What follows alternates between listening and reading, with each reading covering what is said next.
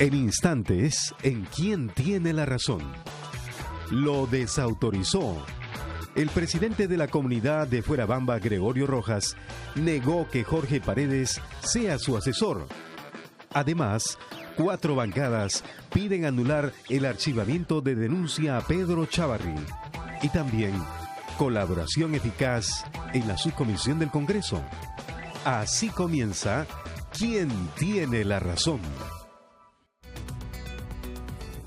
Buenas noches y bienvenidos a ¿Quién tiene la razón? Hemos invitado a 3 juristas de especialidades diferentes y con trayectorias diferentes para tener luces sobre el marco normativo de algunos procesos sociales graves y procesos judiciales. Naturalmente habíamos previsto comenzar con el tema de las bambas, pero una noticia que hemos recibido hace menos de una hora se impone antes de entrar al tema de las bambas, que es la condenación del periodista Pedro Salinas por difamación agravada en detrimento del obispo de Piura, Monseñor Eguren. Reacciones ante esta sentencia, cuya argumentación no hemos conocido todavía, se hará pública el 22 de abril, pero sabemos que es una pena privativa de libertad de 12 meses, suspendida, y una reparación civil de 80.000 soles, pronunciada por la jueza Cueva Calle de un juzgado de Piura. Hay pocos precedentes en el Perú de periodistas condenados por difamación agravada. Luciano López. Gracias, Fernando. Buenas noches, gracias por la invitación. En principio, tendríamos que decir que toda sentencia que tenga que ver con una querella relacionada a periodistas que ejercen la libertad de expresión y la libertad de información, existe ya una sentencia de la Corte Suprema, un acuerdo plenario que es del año 2006, que se supone establece una serie de lineamientos. Uno de ellos, en lo que se refiere a libertad de información, porque expresión son las opiniones, en donde no están permitidos los insultos. En lo que se refiere a la información, son los datos que da el periodista. Lo que ha dicho textualmente la Suprema es lo siguiente. Dice, la información veraz que debe dar debe ser inobjetable e incontrastable. Dice, no se refiere explícitamente a una verdad inobjetable e incontrastable, sino más bien a una actitud adecuada de quien informa en la búsqueda de la verdad, respetando lo que se conoce como el deber de diligencia. O sea, debe ser el periodista diligente en tratar de buscar el contraste y el mínimo de información. Habrá que ver en la sentencia, que al menos no conocemos, si es que la jueza, si se trata de libertad de información, ha podido verificar que este periodista no contrastó la información que él ha proporcionado en su momento. Porque eso es lo que exige la Corte Suprema. Si es que ha cumplido con el deber de diligencia, entonces no debe ser condenado. Al revés, si es que más bien ha sido negligente, ha dado datos que no ha contrastado, entonces se debe ganar la condena. Precisemos que no ha sido procesado por su libro, que lo ha hecho bastante notorio, mitad monjes, mitad clérigos, soldados. Mitad monjes, mitad soldados. Exacto. Que más bien ha merecido felicitaciones incluso del Vaticano. Claro. Ha sido recibido por autoridades de la Iglesia Católica ahí, y el Papa ha rendido homenaje a los periodistas de investigación que han destapado casos de abuso sexual en particular dentro de la Iglesia. Lo cual es información. El proceso es más bien por afirmaciones formuladas por actividades comerciales realizadas o vinculadas a Monseñor Eguren en relación a cementerios, ¿no es cierto? Que es un tema diferente que el tema de abusos sexuales. Pero de todas maneras, llama la atención que un periodista como Pedro Salinas, que es recibido en el Vaticano, sea condenado en el Perú, cosa excepcional, a pedido de una demanda formulada por el arzobispo de Piura. Bueno, yo creo que efectivamente no hay muchos casos. Yo quiero recordar aquí el caso de Magali Medina, claro, que causó bastante conmoción en el medio por los personajes que estaban implicados, y el caso del periodista Rafa León también, que mereció también muchos comentarios. Pero efectivamente no es usual, y creo yo que, en la línea de lo que se ha venido diciendo, creo que la actividad periodística, que es fundamentalmente afirmar, ¿no?, tiene que tener un sustento básico para poder justamente tener en pie y no ser objeto de este tipo de reclamaciones que, por cierto, la persona agraviada tiene todo el derecho de hacer. Y si bien el periodismo es una actividad muy importante que todos la reconocemos y la saludamos, finalmente es una persona de carne y hueso que puede cometer errores y por lo tanto es pasible, como cualquier ciudadano, de ser objeto de un emplazamiento judicial y eventualmente ser sancionado. Opinar sobre el fondo es difícil si no tenemos el texto. El 22 de abril. Claro, porque ahí uno puede sacar si es justo, se sobrepasó, no sobrepasó, quizás sí, quizás no. Entonces lo que estamos diciendo son cosas preliminares, ¿no? De primera intuitivas, casi de principio, y yo quiero ratificar aquí de que la actividad periodística que tiene que ser garantizada y que es fundamental para la vida democrática del país, tiene algunos límites que son afirmaciones que tienen que ser contrastadas en algunos elementos probatorios significativos, ¿no? Tenemos comunicación telefónica con Pedro Salinas. Lo escuchamos, Pedro. Buenas noches. Sí, creo que está hablando con nuestro colega Renato Cisneros en la radio. Podemos escucharlo. Adelante. Los textos de opinión, ¿no? De columna de opinión.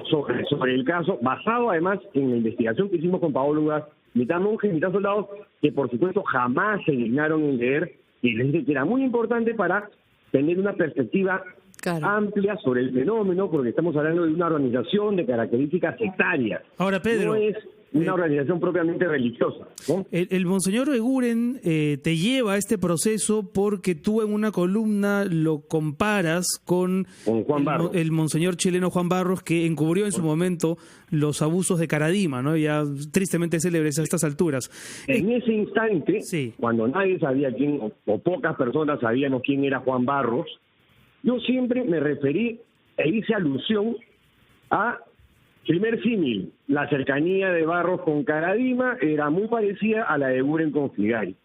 Segunda cuestión, Barros participaba en los maltratos psicológicos de los subalternos de Caradima, cosa que Eguren, aunque lo niegue, también ha hecho.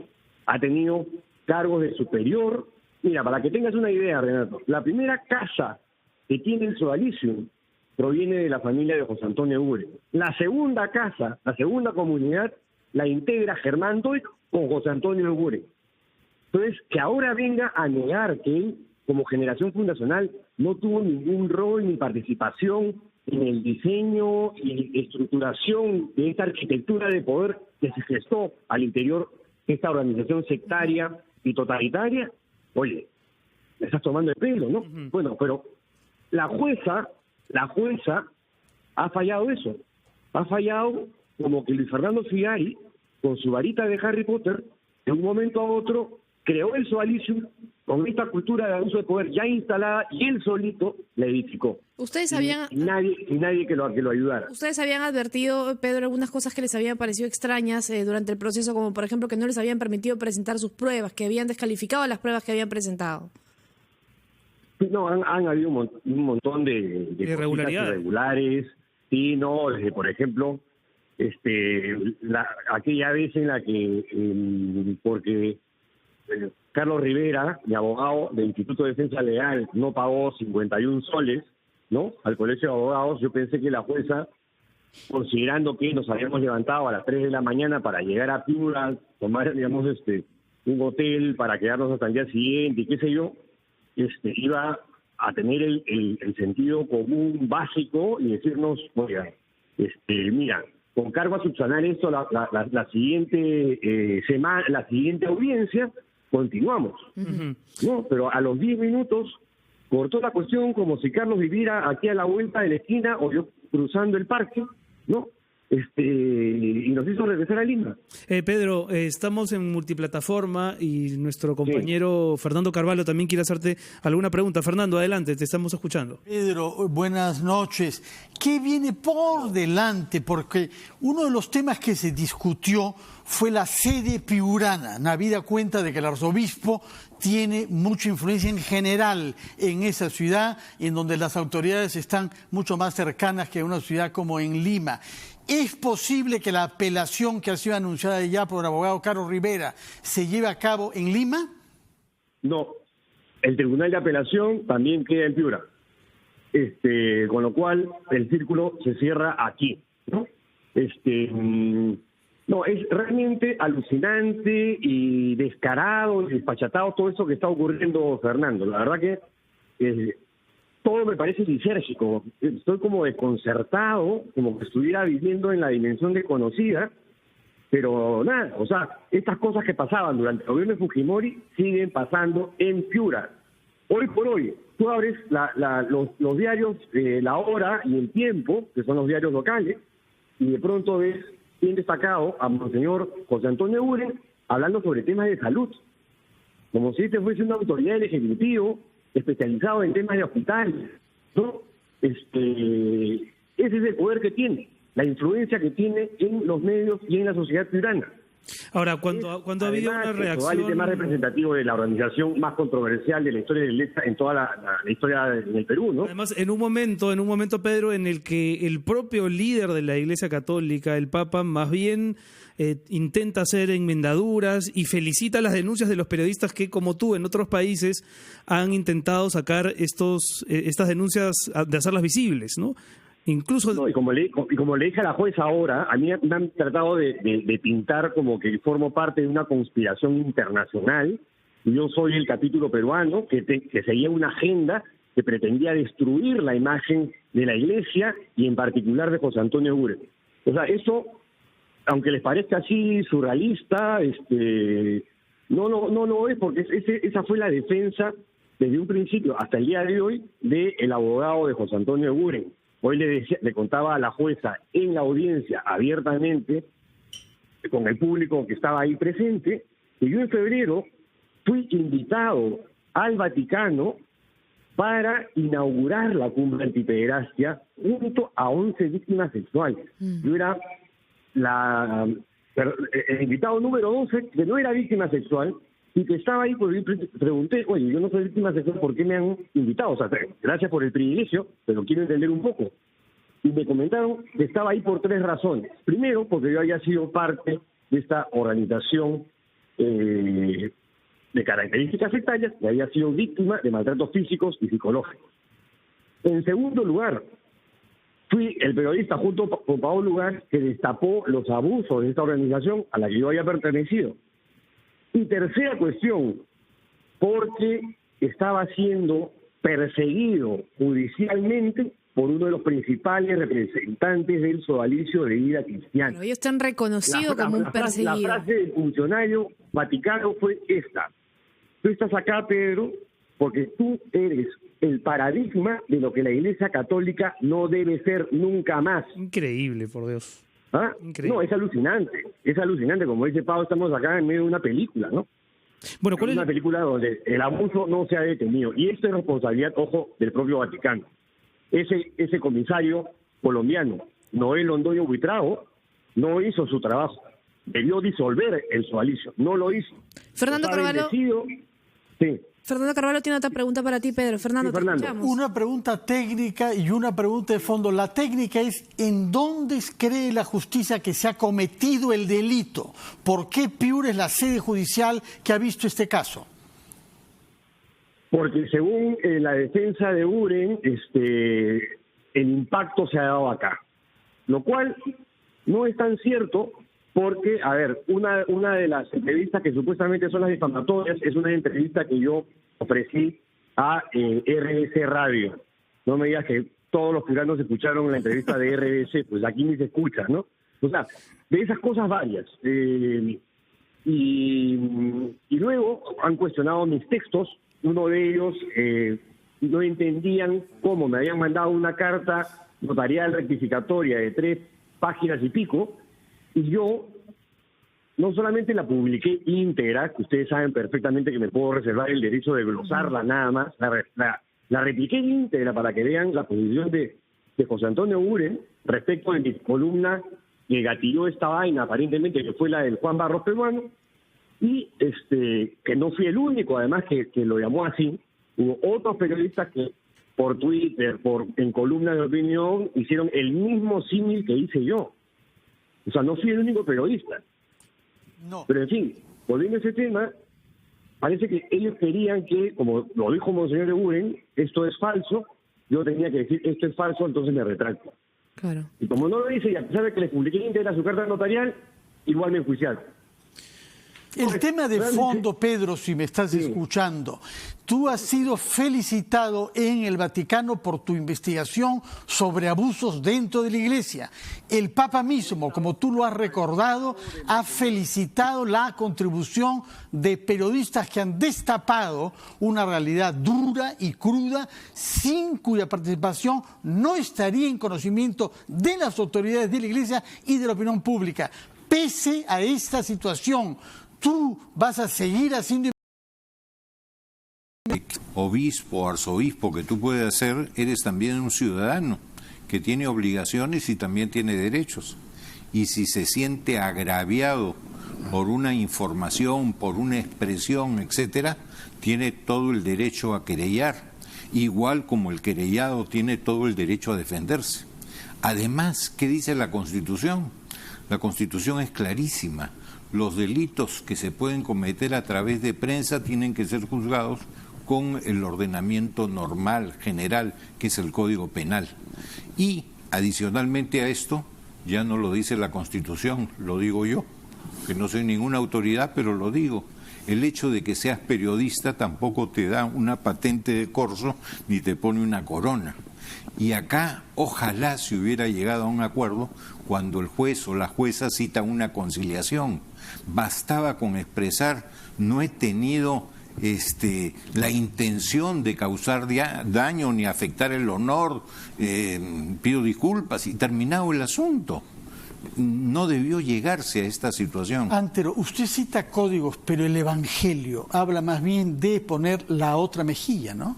Sí, por eso te decía... No es el caso acá, ciertamente. Por eso te decía, Fernando, de que los obispos son por un lado religiosos, pero también son ciudadanos con derechos y obligaciones. Es decir, que ha actuado de una manera legal, pero no evangélica. Puede ser no evangélica o puede ser que él lo esté perdonando en impectore, no lo sé, pero realmente es una situación a la que no debió llegarse, ¿no? Ahora, respecto de la sede judicial, ¿estamos ante una falla, señor Luciano López? ¿Debía ser juzgado esto en Piura, pese a que lo reclamó Pedro Salinas? El nuevo Código Procesal Penal, que sí está vigente en Piura, establece, por si acaso si Pedro Salinas nos está escuchando, que básicamente es por el lugar donde se cometió el delito. Si es que él, como periodista, el hecho generador de esta controversia, él ha sido en una columna publicada en un diario limeño, o él lo ha dicho en una cámara de televisión en Lima, entonces muy probable las reglas del artículo 21 determinarían que el asunto se ve en Lima. Quizás no se han dado cuenta sus letrados o lo que fuera. No, defendió Pedro Salinas que sea en Lima. Entonces eso debiese ser materia de su apelación, porque el cuestionamiento de la competencia puede ser materia de la apelación. La apelación puede ir por las cuestiones formales, es decir, cuestionar la sede, y sobre el asunto de fondo que tiene que ver, oye, yo no me he extralimitado en mi libertad de información, que como te digo, ya existe, no conozco el fallo, pero lo que sí conozco... Nadie lo conoce, el 22 de abril lo conocemos. Lo que nos ha dicho Pedro Salinas es que la apelación se va a hacer ante la Corte Superior de Piura. No, es que ahí tiene que ser. Lo que pasa es que el argumento que puede emplear es decir, señores, por si acaso esta Corte Superior, sea el juez o sea esta sala, no son competentes, y ese cuestionamiento de la competencia puede ser materia de la apelación. Claro.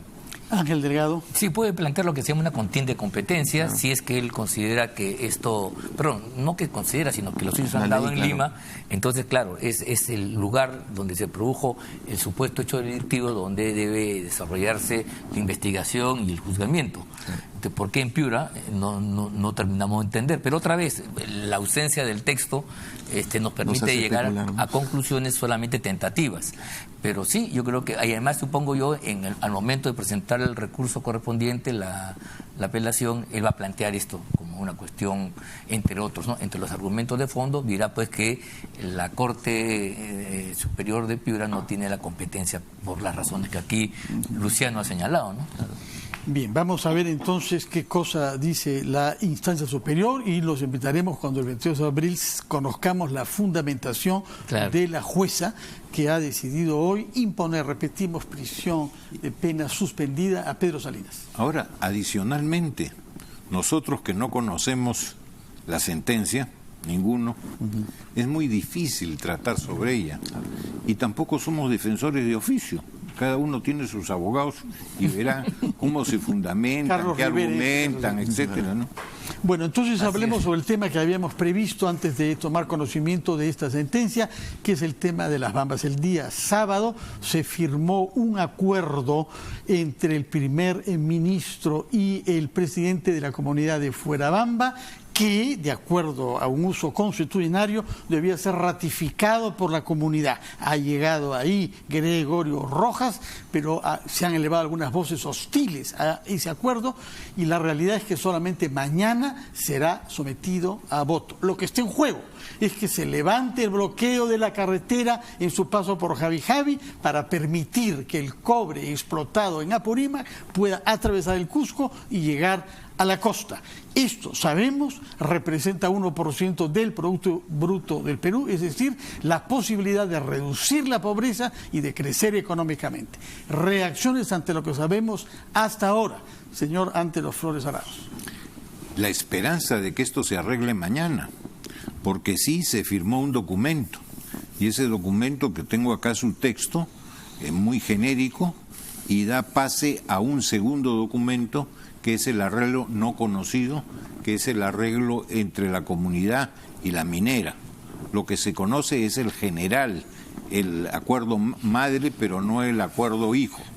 El acuerdo entre dos privados, ¿no es cierto? La empresa minera china y la comunidad de Fuerabamba. Y acá, en este acuerdo, no señala de modo alguno que lo que se acordó en ese momento con personas que tenían legitimidad de actuar estaba sujeto a una especie de referéndum o ratificación o confirmación de la comunidad. Hay leyes que lo hacen obligatorio y hay el uso antiguo. La Asamblea es la máxima autoridad, como cuando se ratifica en un tratado. No, al revés, ¿ah?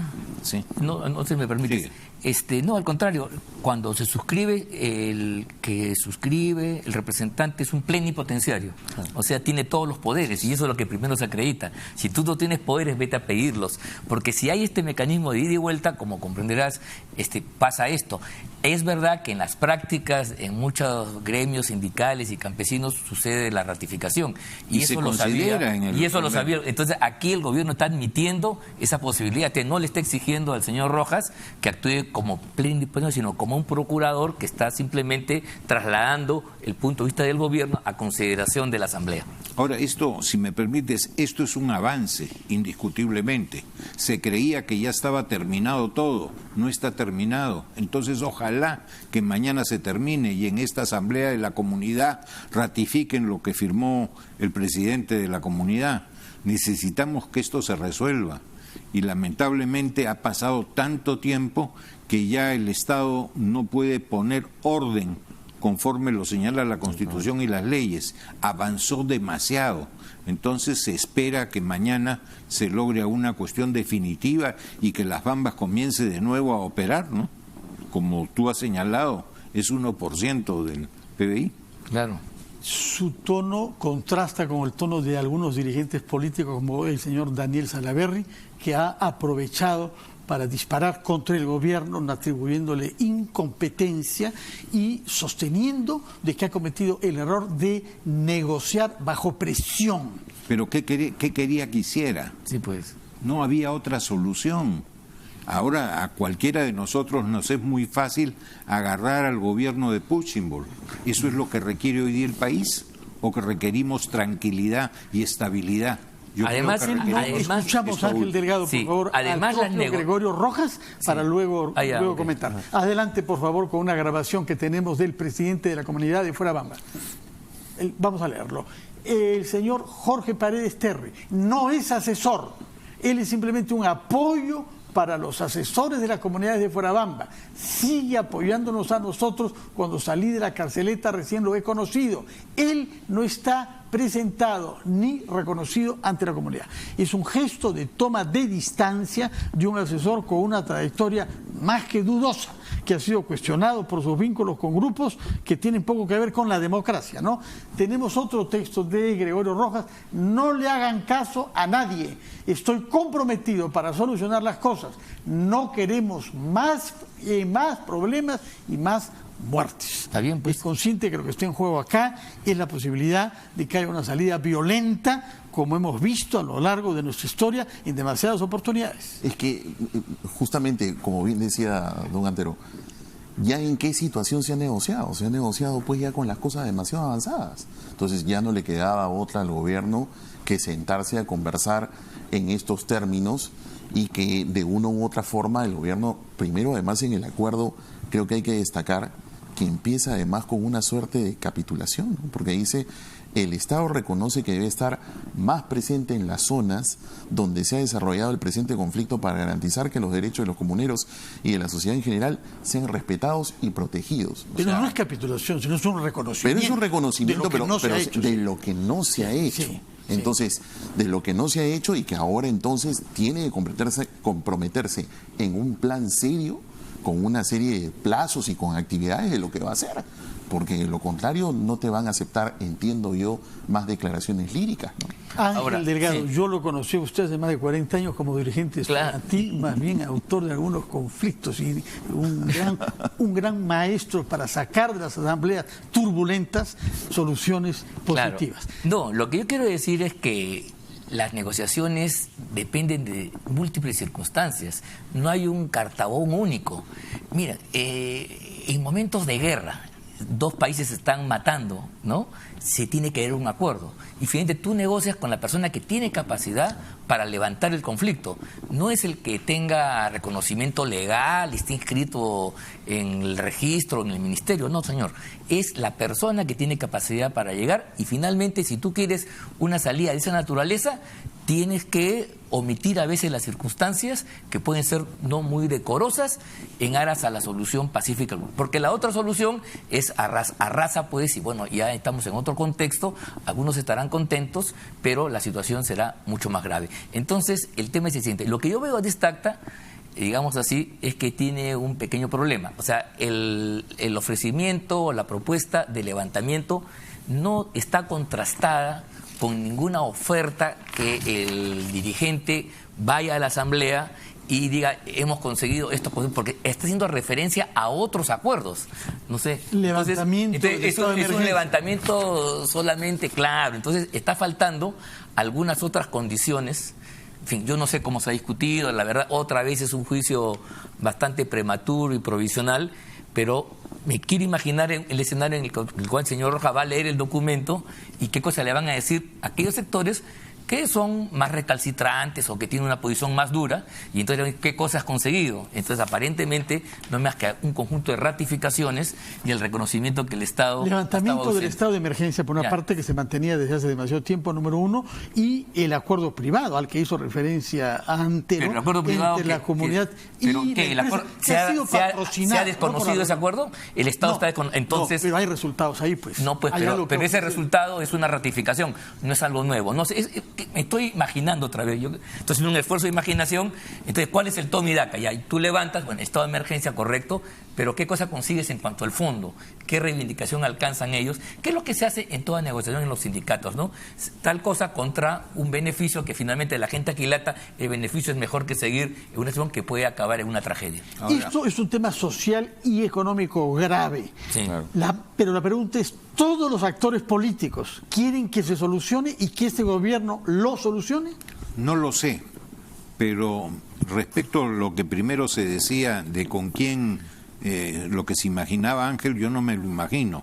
Yo lo estoy viendo, que el señor Gregorio XX tenía las facultades y además era el líder de su comunidad, o sea que tiene las dos condiciones.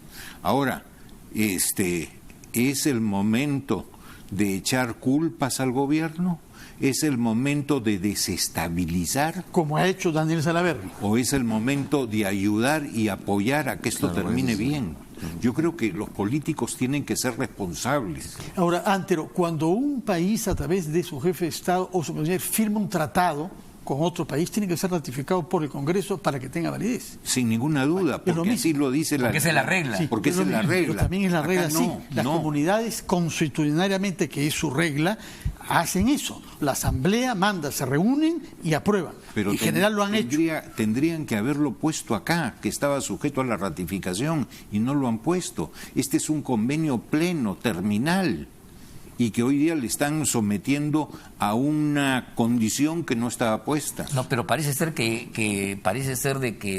el gobierno ha aceptado esa ida y vuelta. Al menos en la información que han dado. En la información que claro. Pero en el documento no está. Leyes. No, puede en que leyes no, sobre comunidades está previsto. Y claro, entonces si hay la regla, entonces el procedimiento es impecable. Hay que ver qué cosa dice la comunidad y no queda más que esperar que ahí la gente actúe razonablemente. Reitero la pregunta que hice. ¿Ustedes tienen la sensación de que, al margen del señor Salaverry, que todos los actores políticos quieren que se solucione esto y que lo haga el gobierno? Bueno, a la luz de la declaración del señor Salaverry, eso cae maduro, no necesariamente, ¿no? Creo que no están del todo de acuerdo. Pero además yo quisiera agregar algo, Fernando. El punto 4 de esta acta dice textualmente: las partes acordaron revisar los acuerdos suscritos entre la comunidad y la empresa minera, consignados en el documento denominado Compendio de Acuerdos entre el Comité Central de Negociación de la Comunidad de Fuerabamba y los representantes del proyecto minero Las Bambas, operados por Extrata Cooper. Con lo cual, entonces, se abre todo un espacio en donde, la verdad, me da la impresión, no sé qué piensas, que no deja cerrado nada, más bien al contrario. Vamos a revisar todo lo que está atrás y las partes han aceptado. ¿Pero esto. por qué? ¿Por qué lo ponen? Porque la comunidad se queja de que esos acuerdos antiguos no se han cumplido a plenitud. Y entonces en la mesa de negociación dicen, oigan, esto no se puede resolver todo ahora, porque hay montones de cosas que abrimos el espacio para tratar esto aparte después, pero mientras tanto levantamos No, pero entonces peor, está latente el conflicto. Exacto, porque hay una agenda pendiente. La razón por la cual se ha prohibido esto es por lo que la gente cuenta que hay un incumplimiento de la empresa y del gobierno. Y una modificación del estudio de impacto ambiental. Por eso, pues. Que había sido hecho con una estructura de la propiedad diferente. Así es. 2 minas juntas que han sido vendidas separadamente. Pero parece ser que eso no ha sido explicado debidamente. Eso que tuvo consenso en la versión original ya no ha tenido cuando se hizo la transferencia, la compraventa, y eso es lo que provoca el conflicto. Ahora, hay la gente algo se siente burlada y por eso está... Pero una cosita más, hay que decirlo aquí con toda estos señores, estos comuneros han estado a favor de la inversión minera, a diferencia de lo que pasó en Conga y Tía María. Entonces no estamos ante gente recalcitrante que dice minería no, por lo menos no lo era. Sí. Exactamente. No, está reclamando el cumplimiento de cosas que se pactaron y por alguna razón X que estamos viendo no se han cumplido. No, pero como bien dice don Antero, pero por lo menos no lo era. Bueno, al menos con lo cual te deja abierto un tema como para poder conversar, pero sobre todo para poder planificar, porque el Estado va a tener que comprometerse a un cronograma de actividades bastante claro, ¿no? Más aún, no solamente hay eso, sino que es gente que no solamente has prometido cosas, sino ya has gozado de muchas de las que prometiste. Oye, tienen unas viviendas que bien quisieran tenerla cualquier trabajador de la empresa más importante del país. Ya han gozado. En Nueva Fuerabamba, pero hemos visto otras comunidades donde no hay postas, donde la escuela es lamentable, donde no hay caminos, etcétera. De manera que es cierto que hay una ausencia del Estado que ha sido reconocida. Pero esto sí la vieron. Entonces saben que en muchas cosas se han cumplido. Podrán haber de repente infinidad de otras que no. Eso se ha quedado para después conversarlo. Pero ahora levantar esta interrupción de carreteras, permitir que de nuevo pasen los camiones, el Estado levanta el estado de emergencia y ya se puede tratar de lo otro. Esto, si mañana lo ratifican, sería un gran avance. Y yo creo que es cuestión de apoyarlo y no estar petardeando. Yo no soy gobernista, todo lo contrario. Lo critico 1001 vez. Pero ahora hay que respaldarlo. Ángel Delgado. No, yo creo que sí, y me parece importante, hay que apostar por la razonabilidad, por la paz, Y por eso yo quiero hacer una mención a una cierta campaña con la cual tú hacías alusión a los tiempos en que yo he sido asesor laboral, inclusive, ¿no? En los tiempos del gobierno militar, de la dictadura militar, y entonces el gobierno, cuando había un conflicto sindical, un pliego que no se resolvía, le echaba la culpa a los abogados, y alguna vez nos han intervenido por eso, por el ejercer el derecho de defensa. Yo lamento de veras que aquí, otra vez en democracia, escuchemos de la misma monserga, que los abogados tienen la culpa. La declaración del presidente Rojas me parece correcta, porque está diciendo que el señor no ha sido ratificado, no es asesor, pero está apoyando. Y que lo ha conocido recién cuando salió de la cárcel. O sea, ha tomado toda la distancia que ha podido, está bien, dando muestras de una inteligencia la verdad, política, pero para evitar de que algunas voces en el gobierno empiecen a decir que el conflicto es por él, cosa que yo creo que no corresponde. Eso es de valorar las cosas. No sé si me explico. Hay que evitar también, y creo que ahí Rojas lo actuó con inteligencia, marca una distancia para que no se le impute después que la no solución del conflicto, el levantamiento de la carretera, obedece pues a una intromisión extraña que yo creo que corresponde a discursos de tiempos dictatoriales y no son propios de una democracia. Tenemos declaraciones formuladas por Jorge Paredes Terry, que es el nombre del no asesor, sino el apoyo. Vamos a ver qué cosa es lo que he dicho. El metiche. Mi participación fue en gestión y diálogo. Muchas gracias, señor Paredes. Ellos me invitaron, Gregorio me invitó. Estuvimos preparando documentos, presentamos cartas al presidente, estoy en constante comunicación con ellos. Un santo. ¿Ah? Bueno, pero ha sido en realidad en buena cuenta desconocido virtualmente por Gregorio Rojas, en lo que da muestra de habilidad política. Pero reconoce el apoyo pues, también, ¿no? Cosa que es verdad, cosa que no tiene nada de malo. Yo creo que no debemos satanizar esas cosas. Eso es agarrar el rábano por las hojas, me parece. Luciano. Sin embargo, sí creo que en todas negociaciones, tú que tienes más experiencia en eso, hay que saber con quién se negocia y quién articula, claro, ¿no? Porque este señor, al menos yo recuerdo haber visto que estuvo sentado nada más y nada menos con el representante Moadef, ¿no? Entonces, esas cosas generan pues unas suspicacias negativas en un momento en el que todos debemos buscar cómo apoyar que este asunto se cierre. Esperemos que su actuación sea para buscar, pues, como dice, la solución del conflicto. Y no documentos. Así. Ahora, no fines políticos, como escuché ahora en la tarde, le tomaron una declaración en un medio, y él decía, él admite una serie de preferencias políticas con las cuales todo ciudadano tiene todo el derecho de hacerlo. Pero mala, ¿no? Claro, pero en estas situaciones genera pues la suspicacia, porque lo que más se busca es que no se interfiera la política en un asunto donde debe llamarse a la paz y a la serenidad. Más cuando se conoce que, habiendo sido y conocido públicamente petardista, ahora pretenda presentarse como Sor Teresa de Calcuta. Sí. No pues. Bueno, vamos a ver qué cosa dijo la vicepresidenta Mercedes Arauz a propósito de este apoyo que no asesor Jorge Paredes Terry. Él no es de los comuneros, ¿no? Entonces tengamos cuidado con ese señor. No sé cómo aparece de asesor de los comuneros. Ustedes que son periodistas, investiguen con cuidado quién es, porque la verdad esas vinculaciones como ADEF, hoy día en un periódico ha salido que está vinculado hablando de Antauro o Humala, que él debe ser el presidente. Eso, de repente ellos no están suficientemente informados de quién es esta persona, porque ellos han estado trabajando. Yo creo que hay temas y reclamos que vienen de parte de los comuneros que son totalmente válidos. O sea, Bueno, Mercedes Arauz diciendo lo que ustedes coinciden, parece, ¿no? Cuidado con este señor. Vamos a hacer una pausa y abordamos después un tema que viene del Congreso, una iniciativa para permitir que también a nivel parlamentario los congresistas puedan firmar acuerdos de colaboración eficaz con gente investigada. Vamos a hablar sobre este tema después de la pausa.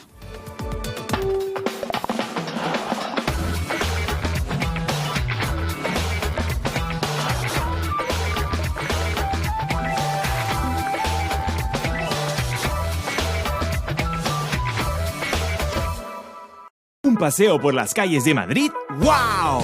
Aprovecha el Cyber Wow de Despegar y disfruta de experiencias a precios super wow. Vuelo directo a Madrid desde $750 y hasta 12 cuotas sin intereses con tarjetas BBVA, Diners y Bambi.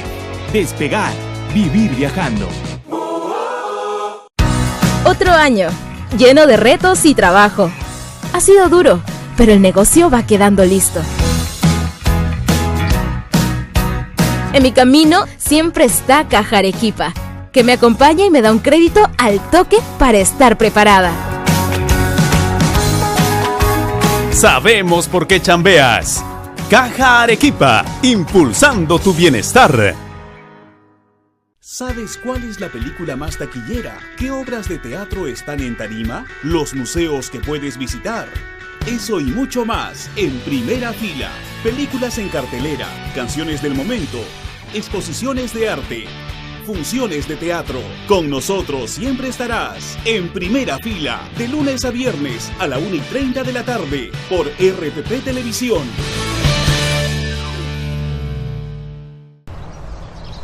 Radio Oxígeno.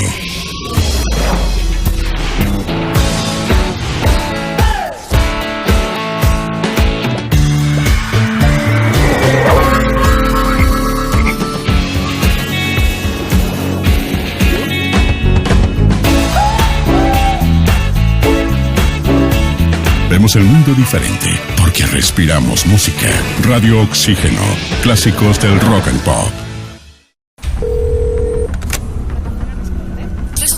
Nos están asaltando. ¿Cuál es su nombre y ubicación?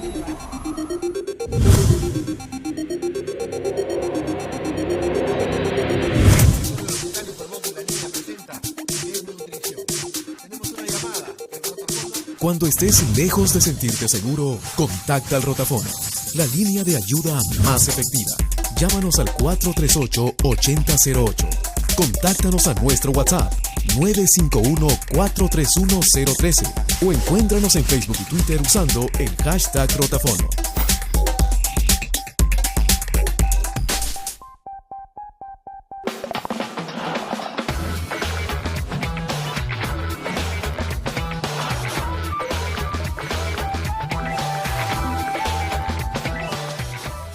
Mientras el país pensaba sobre todo en el conflicto de las Bambas, un grupo de congresistas ha presentado un proyecto de ley para permitir que la investigación que se hace en el marco de la Subcomisión de Acusaciones Constitucionales pueda establecer, como lo hacen los jueces y fiscales, convenios de colaboración eficaz con investigados. Vamos a ver si tenemos declaraciones formuladas por el propio presidente Daniel Salaverry respaldando esta iniciativa. Lo que queremos es que los casos que son investigados en el Congreso a través de la Subcomisión de Acusaciones Constitucionales puedan llevar a buen puerto, puedan ser casos sólidos que cuando pasen al Ministerio Público estos realmente permitan llevar a cabo un proceso de investigación y no que se archiven como ocurre hoy en día por falta de pruebas o porque son muy endebles. Porque cuando vienen aquí las personas que son denunciadas, basta con que digan que no saben nada o que se reservan el derecho a guardar silencio y la subcomisión no puede hacer nada, no tiene los apremios que tiene un fiscal. ¿Y cuántas veces vemos casos que se archivan y que generan indignación por parte de la población?